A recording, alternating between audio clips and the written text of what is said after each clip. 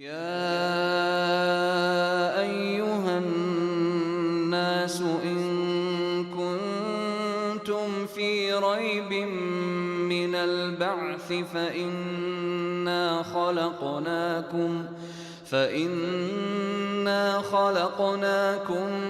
من تراب ثم من نطفة ثم من علقة ثم من مضغة مخلقة وغير مخلقة لنبين لكم ونقر في الأرحام ما نشاء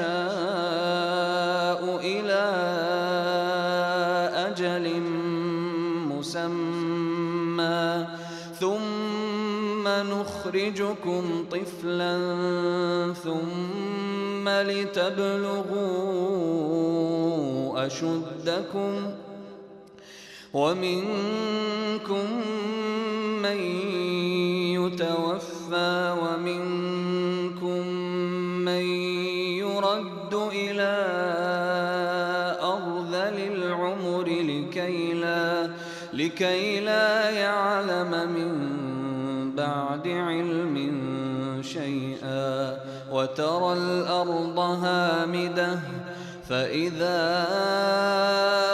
أنزلنا عليها الماء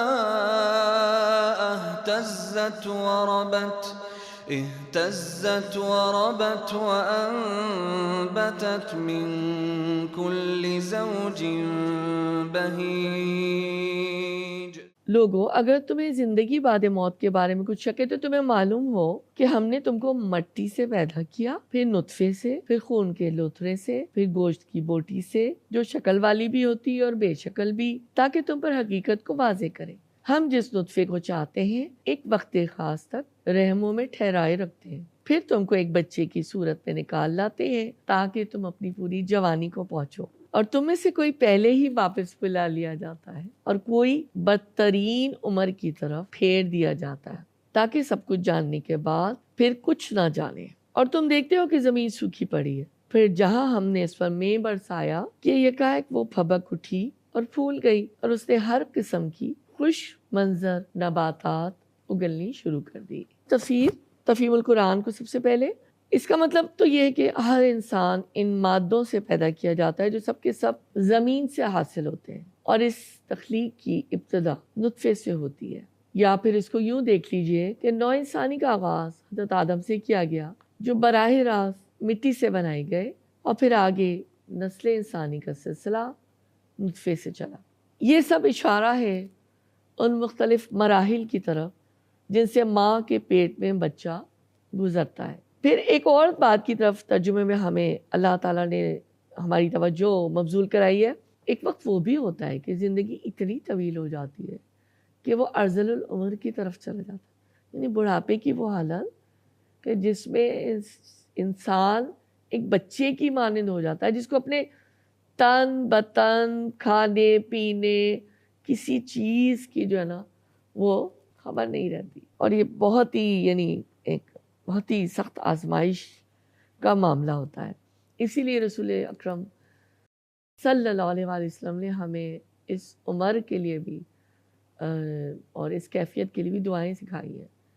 جس علم اور وافیت اور تجربے کاری اور جہاں دیدگی پر اس شخص کو ناز تھا، وہ ایسی بے خبری میں تبدیل ہو جاتا ہے کہ بچے بھی اس کی باتوں پر ہنسنے لگ جاتے ہیں۔ فہم قرآن سے دیکھ لیتے ہیں۔ تمہیں جس کے لیے اللہ تعالیٰ چاہتا ہے اسے مقررہ میعاد تک اس کی ماں کے رحم میں رکھتا ہے، پھر اسے نومولود کی صورت میں پیدا کرتا ہے، پھر اسے جوان کرتا ہے۔ کچھ تو جوانی میں ہی فوت ہو جاتے ہیں، کچھ ایسے جو بڑھاپے کی عمر تک پہنچ جاتے ہیں، اور سب کچھ جاننے کے باوجود بھی کچھ نہیں جان پاتے، سب فراموش کر بیٹھتے ہیں۔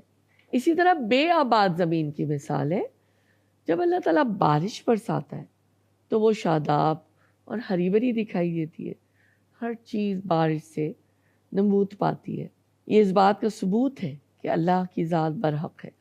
یعنی جو اینیمل کنگڈم ہے اور جو پلانٹ کنگڈم ہے، یہ سب لیونگ بینگز ہیں نا، جو ہم بائیولوجی میں پڑھتے ہیں، تو یہ سب جو ہے لیونگ بینگز ہوتے ہیں۔ تو اسی طرح اللہ تعالیٰ نے یہاں بھی اس کا ذکر فرمایا۔ انسان کی رہائش، چلنا پھرنا، اٹھنا بیٹھنا، لیٹنا، کھانا پینا، یہ سب کچھ، یہاں تک کہ آخر میں ایک ہر چیز کی ایک جو تکمیل ہے وہ یہی ہوتی ہے کہ ہر انسان نے مٹی میں دفن ہو جانا ہے، چاہے وہ ڈوب کر مرے، چاہے وہ جل کر مرے، چاہے وہ گر کر مرے، چاہے وہ راکھ کا ڈھیر ہو کر مرے، لیکن ہر ایک کو نہ پھر مٹی ہو جانا ہے۔ تو نباتات کی بھی یہی کیفیت ہوتی ہے، اور پھر وہی ہوگا کہ جب انسان جو ہے وہ مردہ ہو جائیں گے، اس کے بعد زندہ سور پھونکے جانے کے بعد ہوں گے، اور سب چاروں ناچار محشر کے میدان میں پہنچ جائیں گے، اور پھر اللہ کے دربار میں حاضری دینے کے لیے تیار ہوں گے۔ بخاری کی حدیث ہے، نبی اکرم صلی اللہ علیہ وآلہ وسلم نے ہمیں ارذل العمر سے پناہ مانگنا سکھایا۔ اللہم انی اعوذ بک من الجبن واعوذ بک ان ارد الی ارذل العمر واعوذ بک من فتنۃ الدنیا واعوذ بک من عذاب القبر، آمین۔ اے اللہ، بزدلی سے میں تیری پناہ مانگتا ہوں، میں اس سے تیری پناہ مانگتا ہوں کہ عمر کے سب سے ذلیل حصے یعنی بڑھاپے میں پہنچا دیا جاؤں، آمین۔ اور میں تیری پناہ مانگتا ہوں کہ میں دنیا کے فتنوں سے، اور تیری پناہ مانگتا ہوں قبر کے عذاب سے، آمین ثم آمین۔ بخاری کی یہ 2822 نمبر حدیث ہے۔ عملی نکتہ یہی ہے کہ اللہ نے انسان کو پیدا کیا، پھر وہ موت بھی دے گا، اور پھر دوبارہ تخلیق بھی کرے گا، اور وہ اس پر ہر طرح سے قادر ہے۔ اور پھر یہ جو دعا ابھی ہم نے پڑھی بڑھاپے کی، محتاجی کی، اس سے بھی پناہ طلب کرنا سکھایا گیا۔ اللہ تعالیٰ ہماری دعا کو بھی اپنی بارگاہ میں قبول فرمائے۔